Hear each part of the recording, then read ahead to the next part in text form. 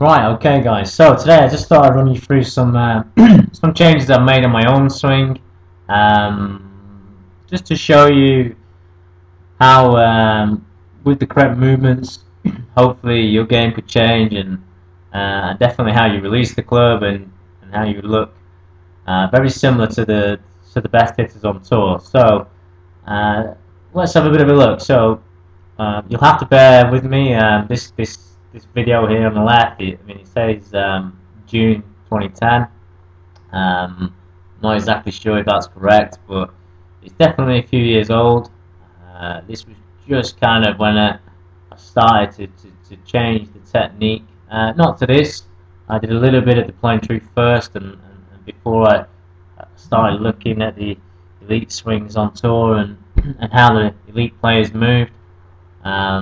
So probably another swing change before I actually ended up where I am now, but I can just run you through these changes and have a bit of a look and see what's different and how it's improved. So straight away it's set up. To me, a little bit of a stronger setup, a little bit wider in the legs. Definitely a stronger grip. You can see the right hand is a little bit more underneath here than the one on the left, and the left hand, you can see more knuckles on the left hand, a bit more of the glove logo. And the big difference the big indicator is in the left arm. So many professionals, when they're talking about the grip and the strength of the grip, they only ever look at the hands or the knuckles. They don't really look at the rest of the arms and how they influence the grip. So the radial bone, which is here in the left hand, and the shaft's alignment to that again can increase or decrease the strength of the grip, and with mine, you can also see how the stronger grip has changed the rotation of my arm. You can see my left arm here is a lot more internally rotated. You can see a bit more of the elbow, and that's going to be great to help me with my downswing when I want that arm to hold its internal rotation to help my release. So let's just run them up to the top. Have a little bit of a look at the top of the swing. The camera on the left here is obviously a lot slower than the one I've got on the right. Again, big advantage of having a faster camera than the people that teach off the iPads or on iPhones, or slower cameras if you like. The camera on the right here is shooting at 300 frames per second. It's a Casio EXF1. You can really see a lot more, which you'll see as I play these swings through. So, up to the top. Okay, you'll see a few things here. Got a little bit of an open club face here at the top. You can kind of already see how I'm left loading here. You can see my left part of my pelvis here is a lot lower than the right side of my pelvis. You can see I'm sitting my weight on the left side. Something that as I've become more knowledgeable of the swing, I can definitely see the harm in this, which I'll show in a second. Compared to the one on the right over here, just swing this up. My legs is something I've always struggled with, so trying to get them to improve, has been a little bit of a challenge. But hopefully you can see a little bit of difference now. Definitely a longer swing as well, as I've got more confident within this change in the technique. And you can see the difference at the top of the swing here. Pelvis is definitely not over the left ankle joint. Doesn't look as low as it does as the one on the left here. So definitely not left loading. Definitely not got LPT or left pelvic tilt, as this pelvis stays down here. This left part of the pelvis must stay nice and high to aid in the rotation that's going to come. And if I start the downswing in the one on the left, you can start to see the big problems I used to have. So you can see big push off the left side. You kind of see how my legs look like they're kind of static. It doesn't look like there's an awful lot of rotation going on here. You see the front part of the pelvis here is kind of facing the camera. And typical shots I used to struggle with, I used to hit what I used to call a draw. Looking at it now, it used to be quite a big hook. Only got me down to scratch, got me down to a low-level handicap doing that, but definitely used to hit a bit of a 15 to 20 yard shape on the ball, and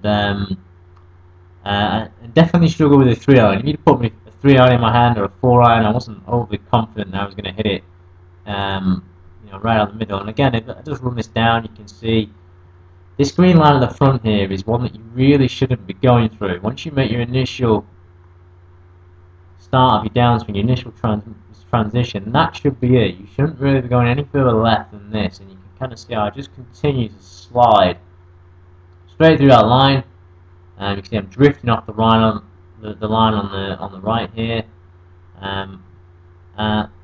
Camera's going to be slow, so it's going to be a little bit difficult to see, but we're going to measure the lag here as it gets towards the mid part of the right leg or the right femur. Over to the one on the right, I'm just going to draw the line here on the one on the right hand side. And as I run this down, you can see, or run this backwards and forwards, you can start to see that my belt loops and my pelvis is definitely starting to rotate. You can see there's much more rotation in the one on the right. Something else that is really good is you can see how much more visible the elbow is here. This is the external rotation. This is the most powerful movement in the human body. This is what's going to help me hit the ball, and you can see how I've increased that as well as increasing the lag in the golf club in the downswing. So I'm just going to run these through, like I said, to the midpoint of the right thigh, and again the one on the left here. You can now see how the lag is increased. This angle here between the left arm and the shaft, you can see how much it's increased compared to the one on the left. Now, like I said, the one on the left, I wasn't a bad golfer. The one on the right doesn't mean I'm a great golfer. You can just see it's a big improvement. Continuing to impact, again, you can see how the one on the right is holding much more lag as the hands get into a very similar area. Again, you can see how left the pelvis is and how kind of the left hip joint here is over the left ankle joint. This is a big slide going on. And if I just continue to play this through, and through impact, you can see through impact here much more stable than the one on the left, where this club is going to, looks like there's a bit of a roll going on in my hands, and definitely a flip. Obviously this camera's going to be missing a few frames, but it looks like I've definitely flipped this club round, and I've also got a bit of stall in my legs here. And if I just run that through to a very similar position, you can see if I was drawing a line straight down here, this angle here is an awful lot better.